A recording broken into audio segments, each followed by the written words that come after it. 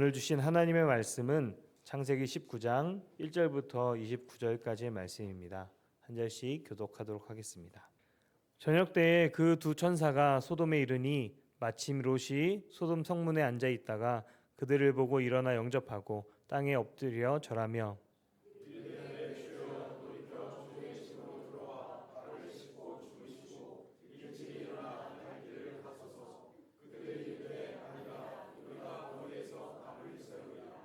롯이 간청하매 그제서야 돌이켜 그 집으로 들어오는지라. 롯이 그들을 위하여 식탁을 베풀고 무교병을 구우니 그들이 먹으니라.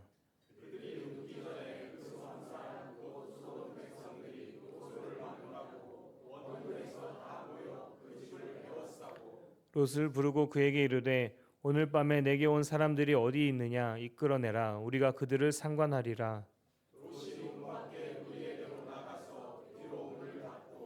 이르되 청하노니 내 형제들아 이런 악을 행하지 말라.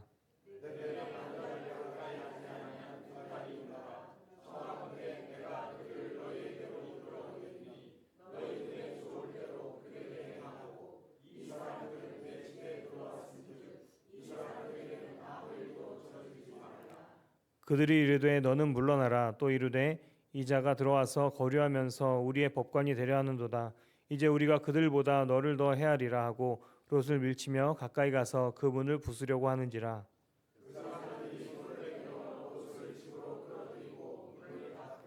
문 밖에 무리를 대소를 막론하고 그 눈을 어둡게 하니 그들이 문을 찾느라고 헤매었더라.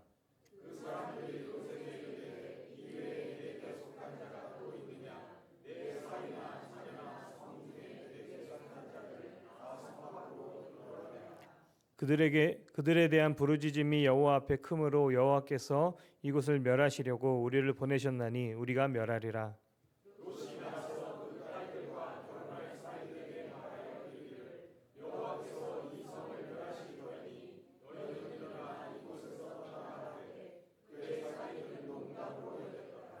동틀 때에 천사가 롯을 재촉하여 이르되 일어나 여기 있는 내 아내와 두 딸을 이끌어내라.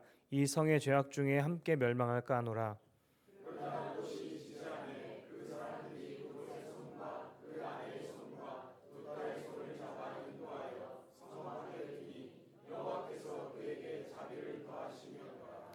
그 사람들이 그들을 밖으로 이끌어낸 후에 이르되 도망하여 생명을 보존하라. 돌아보거나 들에 머물지 말고 산으로 도망하여 멸망함을 면하라. 주의 종이 주께 은혜를 입었고 주께서 큰 인자를 내게 베푸사 내 생명을 구원하시오나 내가 도망하여 산에까지 갈 수 없나이다. 두렵건대 재앙을 만나 죽을까 하나이다.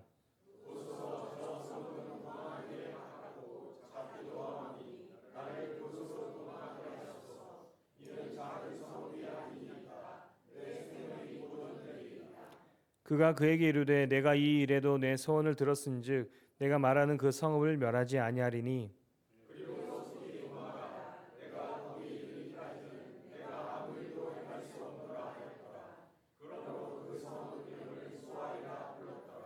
롯이 소알에 들어갈 때에 해가 돋았더라.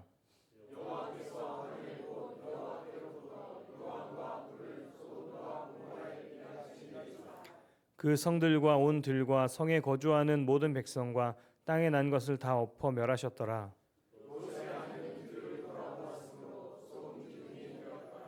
아브라함이 그 아침에 일찍이 일어나 여호와 앞에 서 있던 곳에 이르러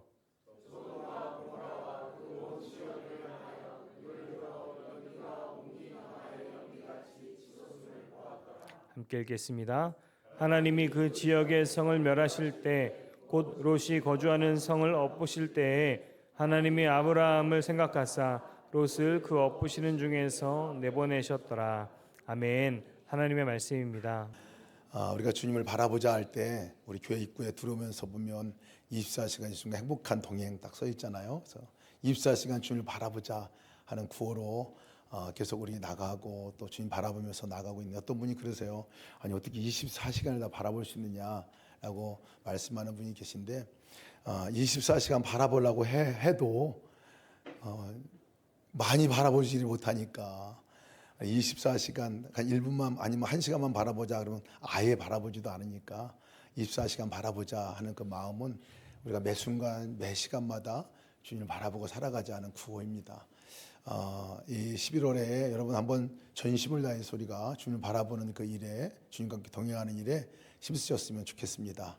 오늘 예배 시간에 시작할 때 제가 프랭클 루박 선교사님이 1분 게임이라는 것을 성도들과 함께 한 적이 있습니다. 1분 게임이라는 책으로 또 나왔는데 그건 뭐냐면 매 1분마다 주님을 바라보자 하는 거였어요. 매 1분마다 지나고 나면 예수님 생각해보고 그렇게 한번 해보자 하고 훈련했던 내용인데 오늘 여러분들에게 한번 그것을 같이 해보고 싶습니다. 오늘 이제 말씀을 듣고 시작하면서부터 계속 여러분 이제 매 1분마다 예수님 하고 이름도 불러보시고 예수님 하고 생각도 해보시고 여러분 시선을 마음을 예수님께 한번 두오시면 좋겠어요.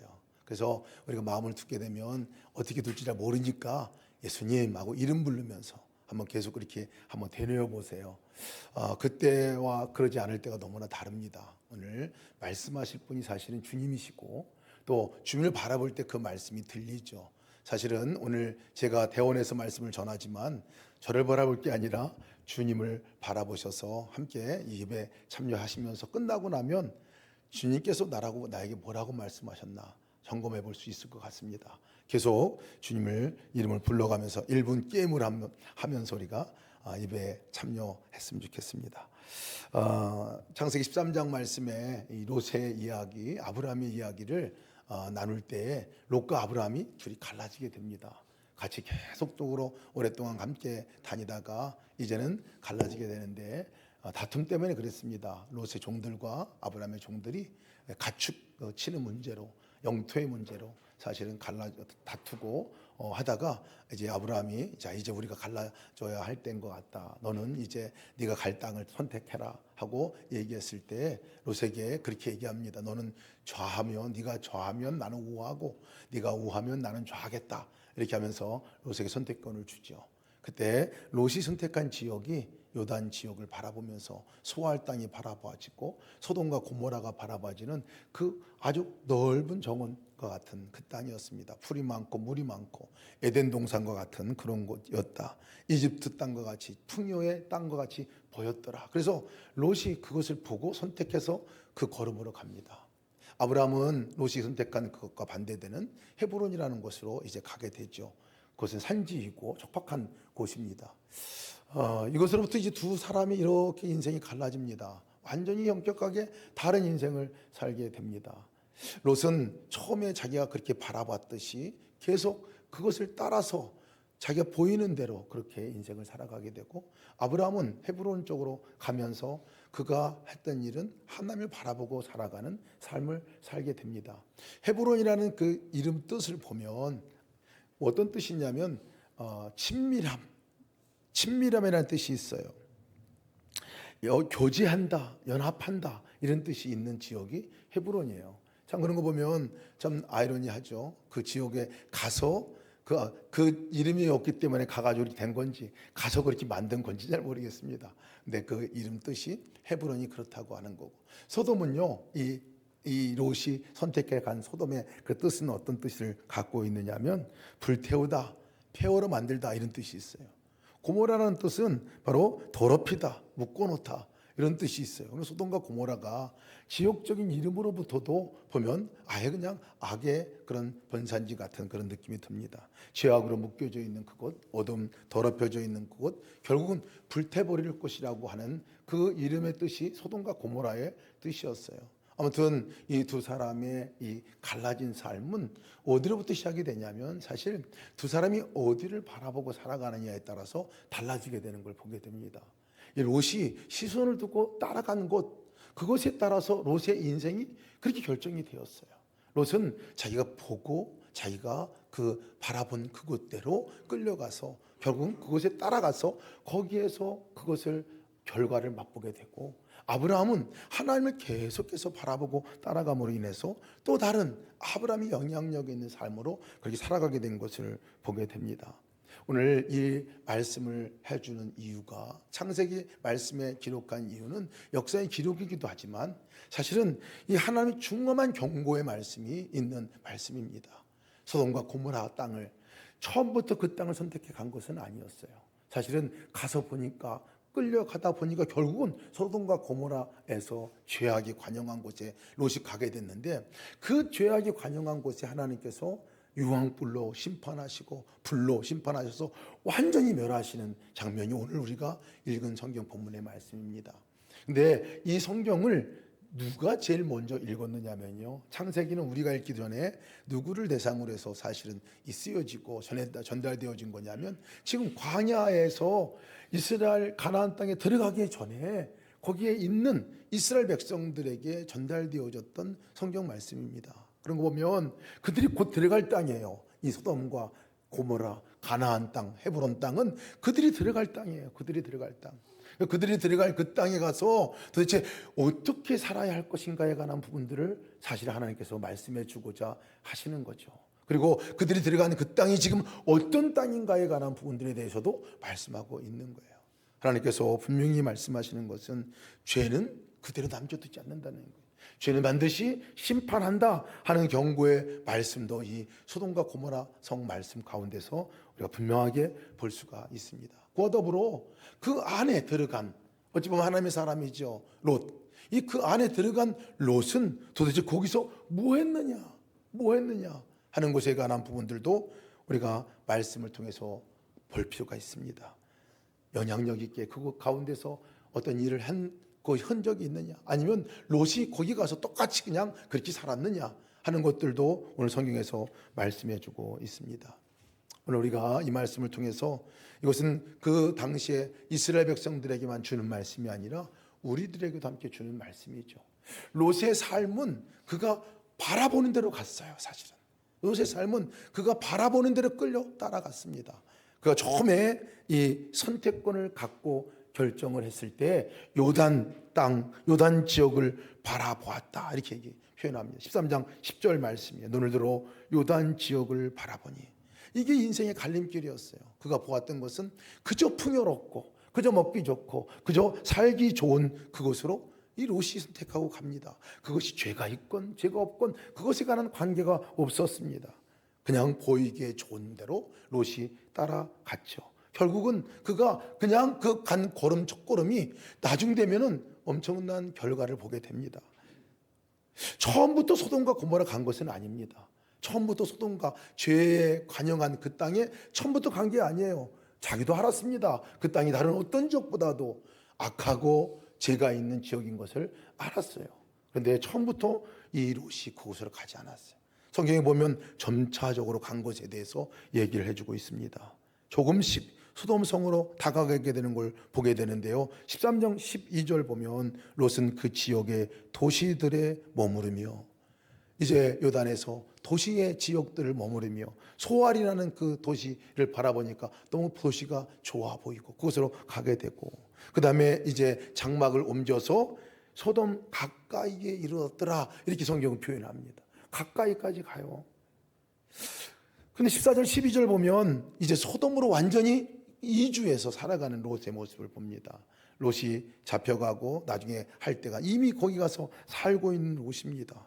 오늘 19장 1절 말씀 보면 그냥 살 뿐만 아니라 롯이 그 지역 안에서, 소돔 안에서 무슨 역할을, 지도자와 같은 역할을 하고 있는 것을 암시해 주는 말씀을 보여줍니다.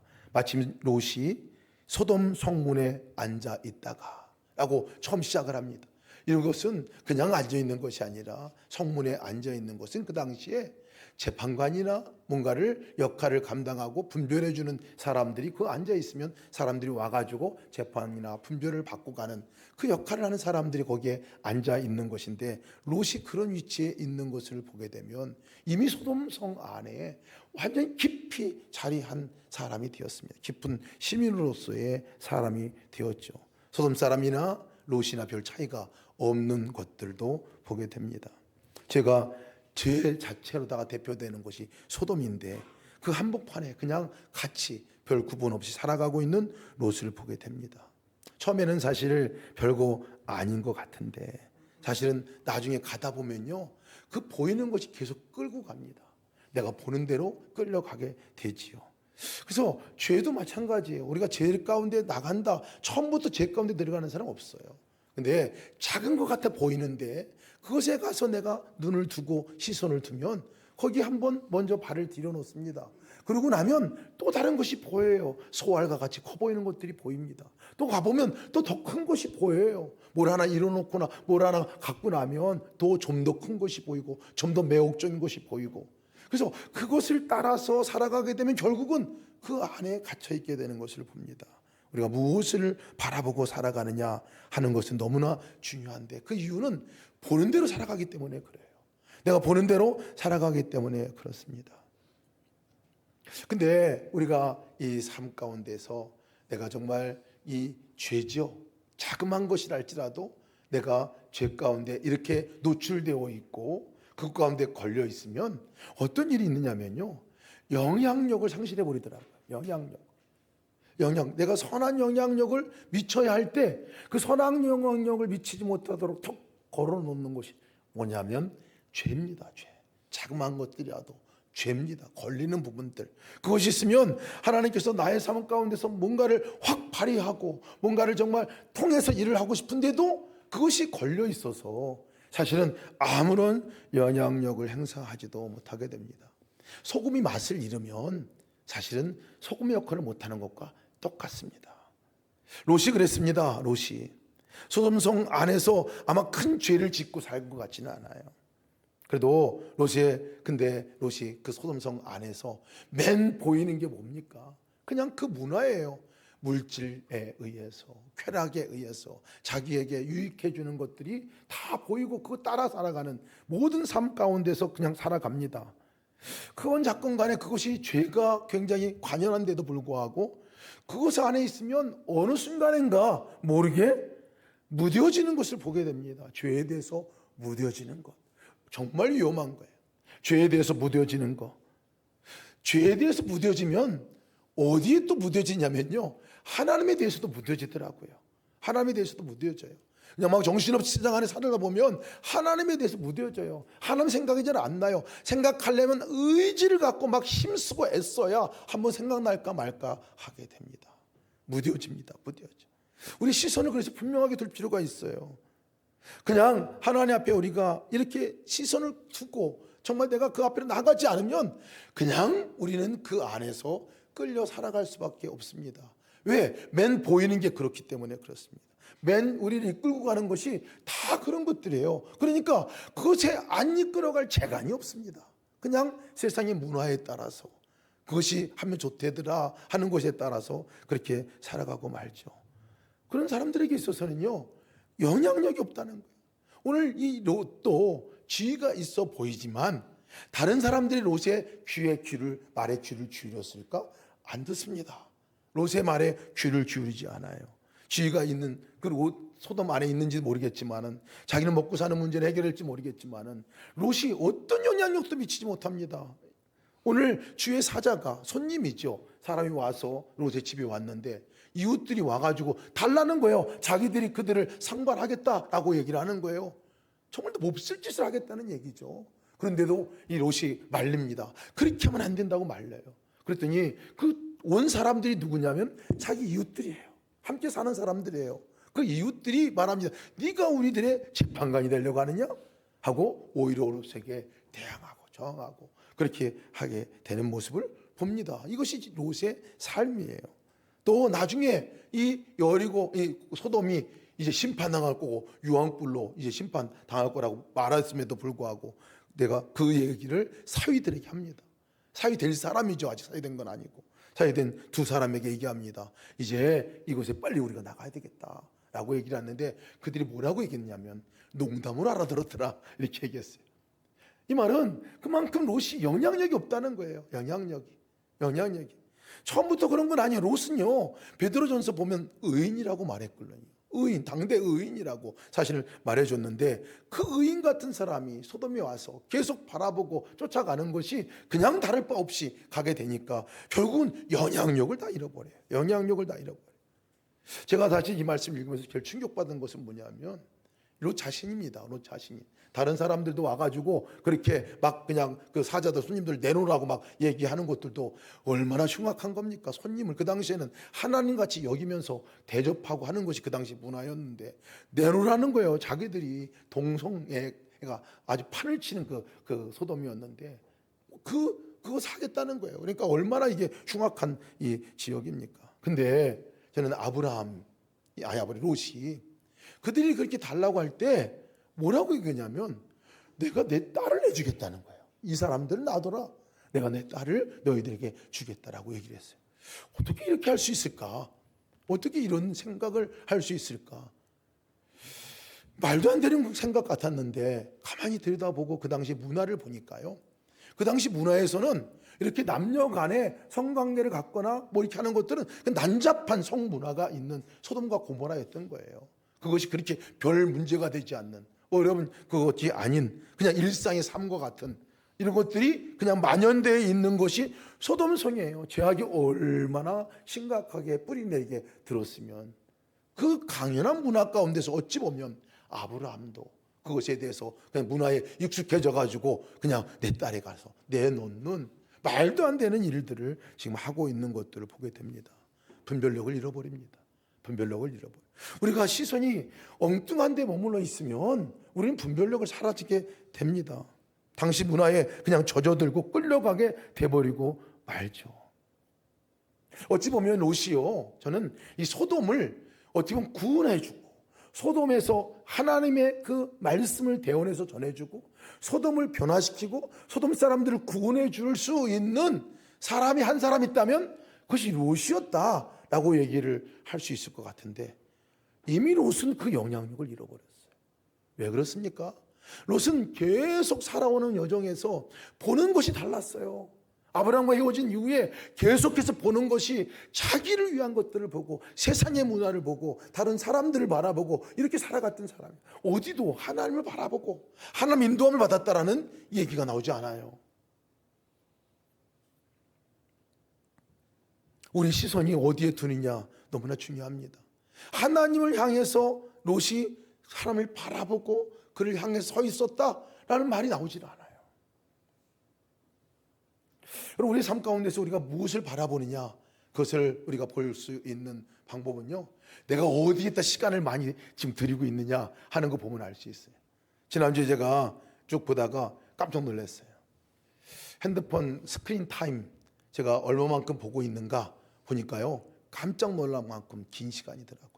물론 그것 안에 뭐 성경 말씀 앱도 있고 말씀도 듣고 유튜브를 통해서 또 공격 공부도 하고 여러 가지도 하지만 어쨌든 종합적인 시간을 보니까요, 시간이 거의 많은 시간이 그것뿐만 아니라 유튜브나 다른 뉴스나 뭐 이런 것들 종합해 보니까 엄청난 시간이 거기 안에 쓰여지고 있는 것을 보게 됐어요. 그래서 제가 지난주에 핸드폰과의 전쟁을 선포했습니다. 가급적이면 내가 시간을 여기다 두지 말자. 시선을 여기다 두지 말자. 핸드폰 안에 시선을 두면 처음에는 정보를 얻으려고 하고 정보를 얻으려고 하는 거였잖아요. 그리고 뭐 전화하는 이 용도였는데 그 용도가 갈수록 바뀌어요. 바뀌더라고요. 이제는 처음에는 내가 원하는 것들을 찾으려고 들어갔는데 지금은 그 안에 있는 정보가 나를 끌고 가요. 쇼츠 하나 보면 그 다음 쇼츠가 또 연결돼요. 또 보면 비슷한 게 또 연결돼요. 그러다 보면 시간 쑥 지나가 버리고 맙니다. 쑥 지나가면 1시간은 금방이더라고요. 금방이더라고요. 마치 죄가 우리 가운데 들어올 때 모습하고 비슷한 여정을 보게 됩니다. 처음에는 손님같이 쑥 들어와요. 손님이에요, 손님같이. 근데 나중 되면은 주인이 돼버려요. 나를 통제해요. 핸드폰이 꼭 그런 것 같아요. 제가 핸드폰이 죄라는 말은 아닙니다. 그러나 그것이 내 삶에서 너무나 많은 시간들을 할애하고 있다면, 내가 지금 보고 있는 대상이 그것만이라면, 그것 때문에 하나님 바라보는 시간을 갖지 못한다면 그거만 문제죠.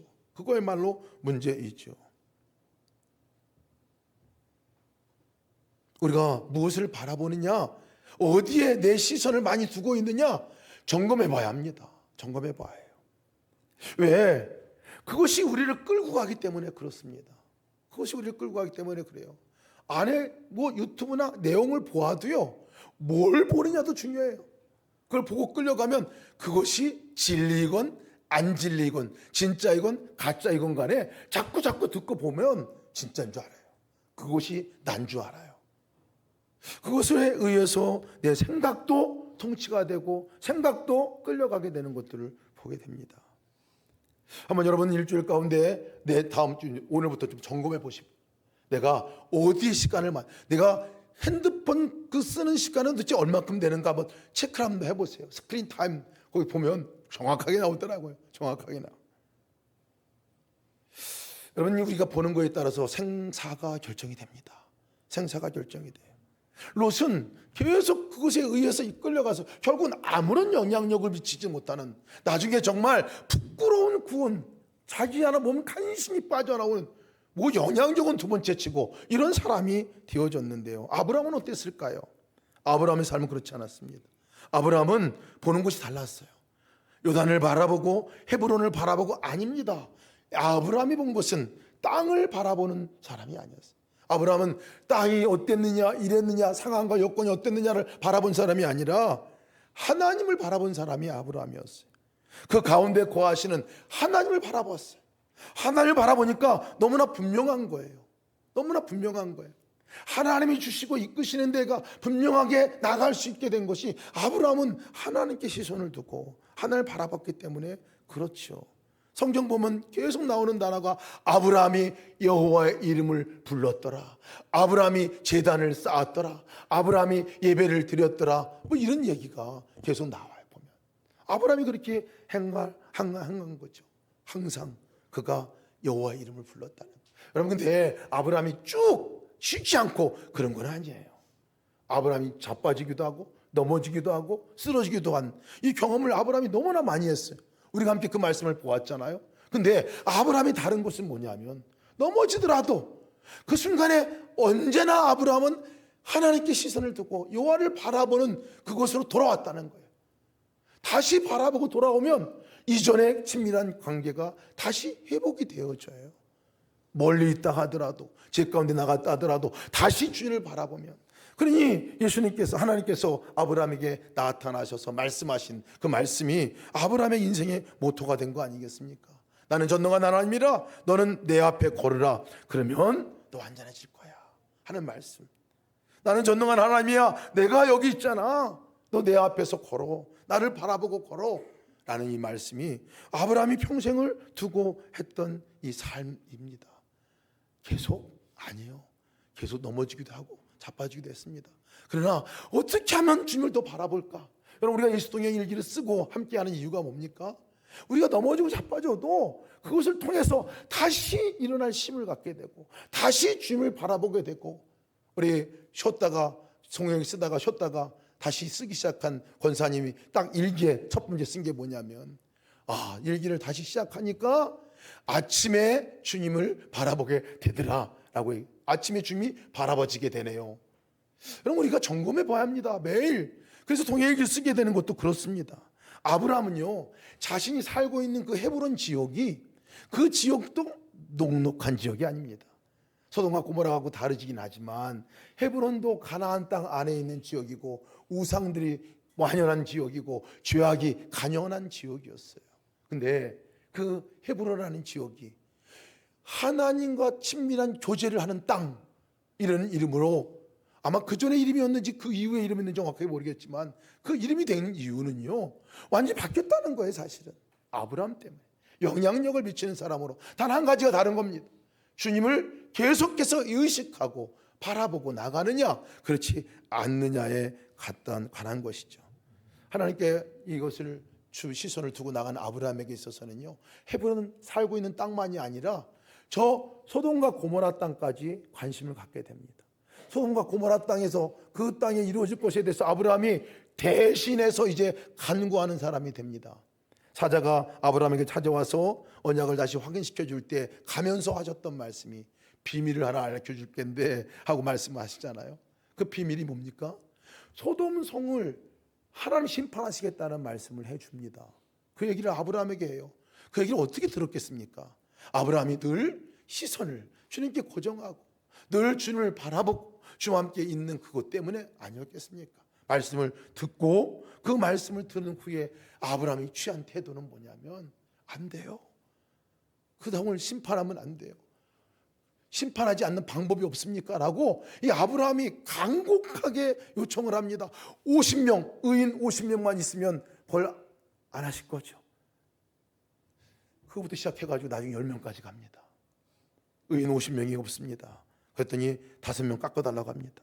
45명이면 의인 45명이면 그 소돔성 안 멸망시킬 것인가요? 45명도 안 되니까요. 40명, 10명씩도 그 다음 줍니다. 30명, 20명, 10명. 얼마나 간절하게 하나님께 간구하는 건지 모릅니다. 그 성 사람들을 긍휼히 여겨주시고 의인이 있는 것은 의인 때문이라도 그들을 구원해 주세요라고 간구하는 이 간구가 중보의 기도이죠. 간청하는 기도죠. 여러분, 이 간청하는 기도가 들어주셨나요? 사실은 의인 10명이 없어요. 아브라함이 모르는 거예요. 의인 10명도 없는 그 성이니까 결국은 하나님 심판을 경험하게 됩니다.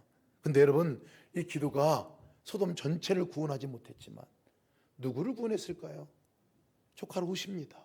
롯과 그의 가정을 구원하는 중보 기도가 됐다는 사실을 기억해야 합니다. 오늘 마지막 절에 아브라함을 기억해서, 하나님이 아브라함을 기억해서 롯을 구원했더라 라고 말씀하고 있어요. 하나님을 바라보지 않으면 어떻게 중보 기도를 할 수 있겠습니까? 하나님을 바라보지 않는데 어떻게 다른 사람들을 구원하는 그 일에 내가 사용될 수 있겠습니까?